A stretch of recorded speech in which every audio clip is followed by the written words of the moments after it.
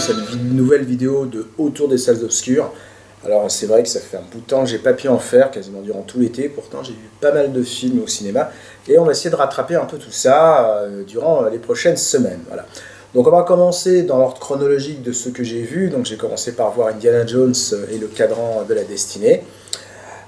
Donc un film qui est sorti donc 15 ans après Indiana Jones et le royaume du crâne de cristal. Bon, un film qui à mon sens ne déméritait pas, mais qui est quand même inférieur à la trilogie de départ. Alors, la trilogie de départ, voilà, que je possède en DVD, mais également en laserdisc, un superbe coffret qui était sorti en 1995, hein, avec les trois films donc, originaux, donc voilà, donc L'Arche perdue, Le Temple maudit, et évidemment La Dernière Croisade, qui était sur 3 faces, parce qu'il était un petit peu plus long que les autres. Voilà. Donc ce 5e Indiana Jones donc, va clôturer de manière définitive, à mon sens, les aventures de ce personnage emblématique créé en 1981 par George Lucas et Steven Spielberg. Alors, évacuons tout de suite la question du budget. Alors oui, le film a coûté extrêmement cher, hein, et on parle de 280 millions de dollars. Mais bon, d'une part, faut savoir qu'apparemment ça a été partagé entre 2 studios, il y a Disney et puis donc il y a la Paramount. Il y a 25 minutes de CGI, de rajeunissement du film, il y a plusieurs reconstitutions historiques d'époques différentes, il y a des cascades en pagaille, des scènes sous l'eau, quasiment aucun plan sans effet visuel. Bon, bah tout ça, ça coûte. Et je suppose que le salaire d'Harrison Ford n'a pas non plus été, il n'a pas été payé en ticket resto, hein, voilà. Donc au passage, bon là aussi je vais être très cru, ce budget ce n'est pas mon argent, donc voilà, le film a coûté cher. Et bah tant pis, hein, je veux dire, là Disney a pris un gros risque, hein. Malheureusement il n'est pas payant parce qu'on sait que pour le moment il n'arrive même pas à atteindre les 400 millions de dollars de recettes, et bon on sait que ce genre de film il faut au minimum 600 voire 700 pour se rembourser. Bon, il faudra voir avec la VOD, la vidéo, ce que cela donnera, voilà. D'un autre côté, on ne juge pas un film sur son échec, sur son succès, ou sur l'importance au box-office, hein. On va juger un film sur ses qualités. Donc voilà, autant vous le dire tout de suite, moi j'ai aimé ce film, hein, je l'ai trouvé plutôt bon. Bon alors évidemment, on ne retrouve plus la fraîcheur et la candeur qu'on avait dans la première trilogie, mais pour mémoire, il faut savoir que les premiers films, mine de rien, n'ont pas été si bien reçus que ça. L'Arche perdue, oui, il n'y a pas eu de souci, hein. Mais le Temple maudit avait été très critiqué à l'époque pour sa violence, pour son côté sombre, et puis pour le côté où on empile un maximum de péripéties. Et à l'inverse, La Dernière Croisade avait été critiquée pour son côté un peu pantouflard, il n'y a finalement pas tant d'action que ça. Enfin, voilà. Donc si on reprend vraiment les critiques de l'époque, on se rend compte que finalement, il n'y a que le premier Indiana Jones qui a vraiment fait l'unanimité. Voilà. Donc, je le redis, les points importants à mon sens, est-ce que Indiana Jones et le cadran de la destinée est un bon épisode de la saga? Pour moi, c'est oui. Est-ce que c'est un bon film d'aventure? Pour moi, c'est oui. Est-ce qu'il est un peu trop long? Bah oui, la réponse est oui, même si au final, on ne voit pas tant que ça le temps passer. Disons qu'on peut penser qu'en une des courses-poursuites n'aurait pas été idiot. La fin est-elle stupide? Là, parce que j'ai lu pas mal de critiques sur la fin du film, bah pour moi non. Au contraire, elle surprend un petit peu, même beaucoup, alors qu'on s'attendait forcément à autre chose, hein. D'ailleurs, il y a quelques indices qui sont quand même disséminés dans tout le film. Alors attention, je vais spoiler un petit peu, mais bon, le film est sorti depuis quand même près de 2 mois, je pense que tout le monde l'a vu. Si vous n'avez pas vu le film, arrêtez cette vidéo et revenez le voir quand vous l'aurez vu, hein, voilà. Mais le fait que Indiana Jones retourne dans le temps à l'époque d'Archimède, il y a des indices qui sont disséminés quand même de manière assez conséquente dans le film. Donc voilà, quand j'entends, bah non, apparemment la fin a été retournée, ça expliquerait le budget. Bon, j'y crois pas trop, alors bon, peut-être qu'on saura d'ici quelques années, bon, le fin mot de la vérité, parce que vous savez, souvent les acteurs, lorsqu'ils sont en promotion, ils vont surtout pas critiquer le film qui viennent de tourner, et puis 3, 4, 5, voire 10 ans après, ils vont commencer à se lâcher en disant oui, mais ceci, oui, mais cela, puis c'était nul, tatati, tatata. Donc voilà, on en saura un petit peu plus. Enfin, en tout cas, pour moi, je pense que cette fin, finalement, c'est la meilleure fin qu'on pouvait avoir, hein. Elle tranche d'ailleurs singulièrement avec le reste de la saga, et elle met quand même pour vraiment Indiana Jones devant le fait accompli. Il faut savoir que Indiana Jones, dans tous les films, c'est quelqu'un qui est assez sceptique, qui est assez cynique. Il ne croit pas forcément au pouvoir des artefacts qu'il recherche, voilà. Et ça n'influe pas non plus vraiment sur sa vie. Là, dans cet épisode-là, beaucoup plus, voilà. Alors, est-ce que Disney a eu raison de revenir sur un personnage qui avait disparu des radars depuis 15 ans, avec un acteur qui a quand même 80 ans?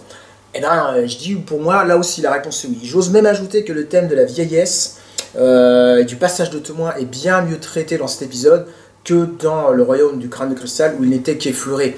Alors, on aurait pu penser dans le crâne de cristal, avec justement l'apparition du fils d'Indiana Jones, voilà, que ce passage de témoin allait se faire. Mais rappelez-vous la dernière scène, au moment où Indy Junior veut ramasser le chapeau de son père, finalement Indiana Jones le reprend, donc voilà, c'est là qu'on a compris que finalement il n'y aura peut-être pas forcément de témoin. D'ailleurs, Shia LaBeouf est absent de ce film, on parle du fils évidemment, mais il est absent physiquement de ce film. Voilà. Alors, pour moi, donc voilà, je vous dis, Indiana Jones 5, c'est un bon film, hein, et j'ai expliqué maintenant tout mon point de vue. Alors la scène d'ouverture, à mon sens, est exceptionnelle. Elle est bourrée de CGI, évidemment, de fond vert, de tout ce que vous voulez. Elle reprend un petit peu l'intro de la dernière croisade, mais elle affiche l'ambition du film. Alors, je rappelle, ce film n'est pas réalisé par Steven Spielberg, il est réalisé par James Mangold. Alors James Mangold, c'est pas n'importe qui.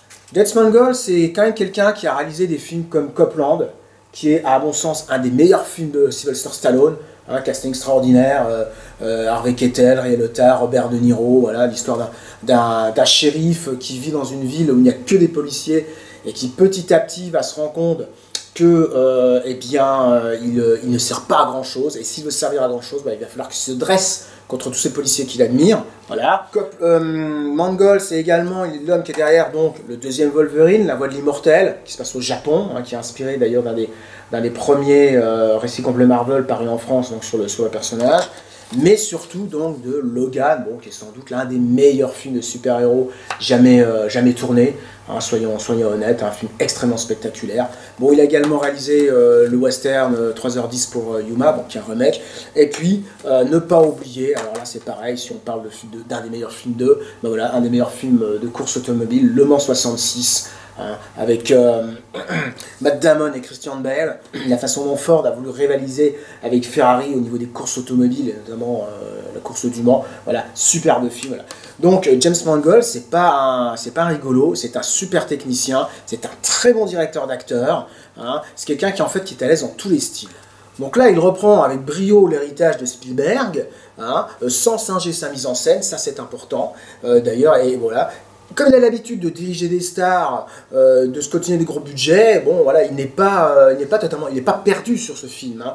Comme voilà, c'est pas le tâcheron, hein, qu'on nous a décrit, comme j'ai pu le lire, je suis désolé, quand on voit sa filmographie, c'est vraiment un solide artisan du cinéma, un solide technicien, quelqu'un qui sait faire des films. Voilà. Donc de ce fait, eh bien, la haute technicité du film nécessite quelqu'un qui sait gérer ce genre de truc. Il y a énormément de scènes bien barrées, il y a des rebondissements et des courses-poursuites, le tout dans des sublimes reconstitutions, que ça soit donc les années 40, les années 60, ça en tourne un peu partout, on est au Maroc, on est en Grèce, voilà, donc on est aux États-Unis évidemment, donc dans les années 60, une période, Jones n'est plus du tout à sa place, hein, sa vie touche à sa fin, bon, la retraite en vue, il a divorcé, son fils est mort. Et voilà, c'est une dernière opportunité qu'il va saisir pour, entre guillemets, pimenter ses derniers jours, un dernier tour de piste, comme on dit. Voilà. Et ça, James Mangold, eh bien, le traite extrêmement bien. À ses côtés, donc, Helena Shaw, donc, il y a sa filleule, qui est campée par Phoebe Waller-Bridge, hein, voilà. Et ça, c'est intéressant, parce que c'est pas juste une silhouette féminine, limit woke, hein, comme on en voit, un petit peu transformant, mais un vrai personnage féminin, qui est suffisamment ambigu, voire bien badass, hein, voilà, c'est pas la princesse qu'on va sauver, et c'est pas non plus voilà, une actrice qui suit Indiana Jones sans trop se poser de questions, bien au contraire, hein, elle est plutôt culottée, hein, si j'ose dire. Et à l'heure où Hollywood veut absolument faire dans le politiquement correct, veut absolument voilà, mettre des rôles féminins qui finalement n'ont pas grand sens et n'ont pas grand intérêt, hein, plutôt que de construire justement des nouveaux rôles, eh bien David Koepp a compris que Indiana Jones, il a besoin d'un alter ego qui est fort. Et c'est d'ailleurs ce qui faisait la force des Aventures de l'Arche perdue ou de la dernière croisade. Hein. Même dans le Temple maudit, voilà, on avait 2001 qui tenait la dragée haute. Hein. Voilà. Donc il lui faut quasiment un alter ego très fort, voire presque un semi-adversaire. Et sur le coup, c'est totalement réussi. Hein, Helena Shaw, elle est tordue, elle n'est pas très honnête, elle est vénale, enfin bref, tout ce que n'est pas Jones, hein, finalement. Bon, évidemment, son personnage va évoluer, mais pas totalement par rapport au début de l'histoire. A l'inverse, par contre, le jeune compagnon marocain de Helena, bon oui, à mon sens, il sert strictement à rien, hein, il encombre l'histoire, il se fait capturer, bon, sans que ça influe sur le récit. En fait, il alourdit l'histoire, il alourdit le métrage. Alors bon, on peut comprendre, les scénaristes ont voulu un peu nous refaire le coup de 2001, hein, écrire leur 2001 à eux, mais là, à mon sens, c'est totalement raté. C'est dommage, hein, bon voilà, la seule action vraiment qu'il a dans le film, c'est qu'à un moment, voilà, il va piloter l'avion dans le 3e acte. On le voit quand il apprend les rudiments du pilotage au Maroc, mais bon, même ça, à mon sens, c'est pas très bien amené. Voilà. Il n'y a pas vraiment d'unité de lieu, hein, comme dans tous les Indiana Jones, de toute façon, voilà, on est en Amérique, on est au Maroc, on est en Grèce, donc qui plus est sur 2 périodes temporelles, hein, voilà, on passe d'un continent à l'autre, et ça nous donne également eh bien, les fameux déplacements voilà, de l'avion sur la carte. Voilà. Le cahier des charges est bien réussi.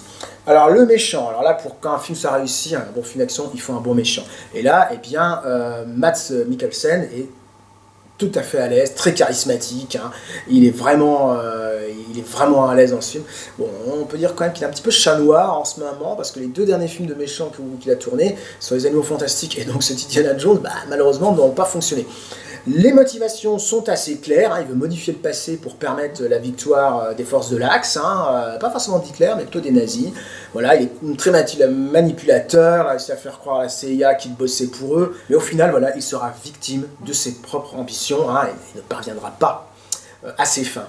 Voilà. Alors il y a pas mal de guests hein, quand même dans ce film, ce qui est là aussi, ce qui est finalement assez rare dans Indiana Jones. Bon, on a Antonio Banderas, bon, il y a John Rhys Davies bon, qui retrouve son rôle de Salah. Et bien entendu, on a Karen Allen, hein, là on retrouve le rôle de Marion dans la toute dernière et très très belle scène finale. En fait, son ombre plane sur tout le film, hein, et l'intelligence justement du scénario, eh bien, c'est de ne pas l'avoir mis en vedette, bien au contraire. Elle est là en filigrane, on sait qu'elle est là, voilà, mais son apparition en toute fin donne vraiment, à mon sens, un très très très très bel film. Voilà. Donc on ne s'ennuie pas une seconde. Alors au niveau action, il n'y a rien à dire, hein. Ford il est toujours aussi charismatique, c'est quand même incroyable pour un mec qui a 80 ans. L'histoire, je vous le redis, elle est bien menée, la fin elle est très belle, la réflexion sur la vieillesse elle est excellente, ça ne tombe jamais dans l'excès. Hein, voilà. Les scènes d'action sont très très réussies et surtout elles ne sont pas totalement ubuesques, hein. Je vous dis, il y a beaucoup de scènes de poursuite à cheval, mais dans des véhicules, voilà, il y a très peu de scènes à pied, voilà. Et puis, voilà, Disney, je vous le dis, il a su, à mon sens, hein, éviter les écueils du politiquement correct qui gangrènent un petit peu le cinéma actuel. C'est pour ça que j'ai du mal à comprendre pourquoi ce film n'a pas fonctionné. Il y a d'autres films sortis cette année qui ont eu beaucoup plus de succès et qui, à mon sens, sont moins bien intéressants d'un point de vue scénaristique que cet Indiana Jones. Voilà. Donc bref, j'ai beaucoup aimé, hein, c'est bien dommage que le public n'ait pas suivi. Bon voilà, peut-être que pour les plus jeunes, Indiana Jones, ça représente plus grand chose. Alors en tout cas, vous n'hésitez pas à lui donner sa chance, hein. Moi j'ai vraiment beaucoup apprécié, j'ai hâte de le revoir en vidéo. Et puis bon voilà, ça, mine de rien, ça a permis à la firme Lego de ressortir quelques sets Indiana Jones. Voilà, ils sont en train de défiler en panoramique, hein, je vous les montre actuellement. Le tout premier, celui qui est tout à gauche, donc je l'avais acheté en 2008 pour la sortie de Cristal, hein, et donc les 2 autres, donc un qui est sur la dernière croisade et l'autre qui est sur les Aventures de l'Arche perdue, eh bien je les ai achetés récemment. Voilà, donc merci d'avoir écouté cette vidéo. Évidemment, n'hésitez pas à dire en commentaire ce que vous pensez de The Indiana Jones, si vous a plu, si vous a pas plu et pourquoi, évidemment, hein, voilà.